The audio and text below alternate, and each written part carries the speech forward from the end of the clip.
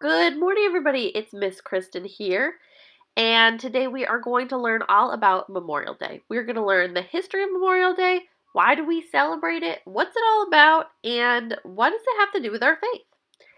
And after that, I'm going to do a video lesson with some Memorial Day activities. So let's get started on our Memorial Day lesson, but first, let's just look at our schedule for the rest of the kids' church school year. So we actually only have 4 weeks left in our kids' church school year session. So it would be this Sunday would be May 24th. That's our Memorial Day lesson. May 31st, we're going to do a Pentecost lesson. That'll be really fun. June 7th, we're going to do a communion lesson. We're going to have some communion together. And June 14th, we have our kids' church celebration. And that is our last week of kids' church until we come back together in person, hopefully, in September.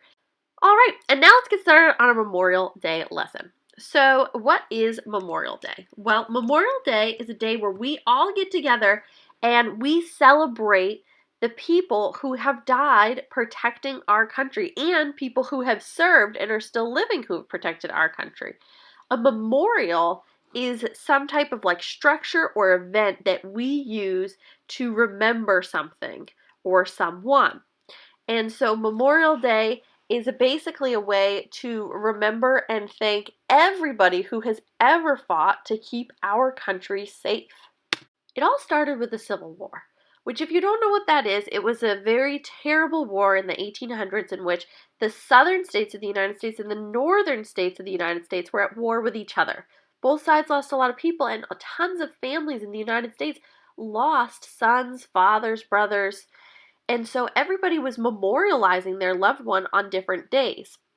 So in 1868, May 5th, it was decided in the North that they would have a special day to honor the memories of their loved ones lost.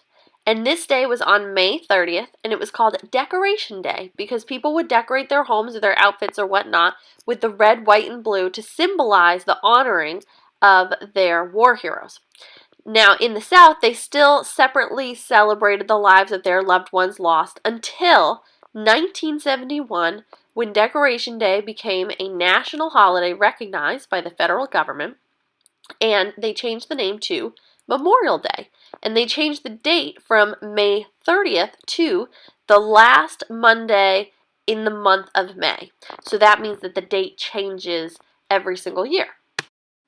We celebrate this holiday by going to really fun parades that are all decked out in flags in red, white, and blue to honor the people who have died serving our country, as well as the people today who are still serving our country to protect us and make sure we can keep our country great.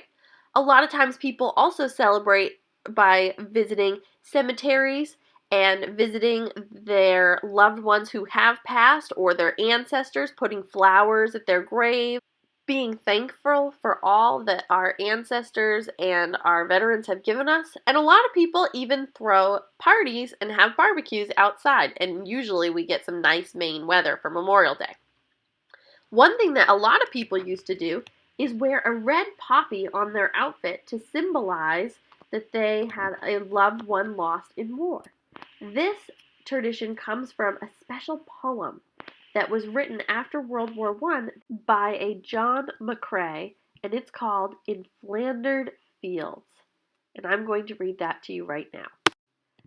In Flanders Fields the poppies blow, between the crosses row on row, that mark our place, and in the sky the larks still bravely singing fly. Scarce heard amid the guns below, we are the dead, but short days ago. We lived, felt dawn, saw sunset glow, loved and were loved, and now we lie in the Flanders Fields. Take up our quarrel with the foe, to you from failing hands we throw. The torch be yours to hold it high, if we break faith with us who die. We shall not sleep, though poppies grow in Flanders Fields. That's a beautiful poem with just fantastic imagery. Really makes you think about the people that have fought for us to have freedom in this country.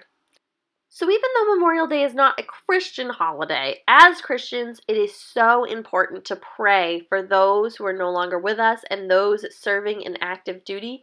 It's so important for us to visit the graves of our loved ones and remember them in our own special ways, and to take time and be thankful for all that we are given and the freedom that we have in this country because of those who choose to protect it.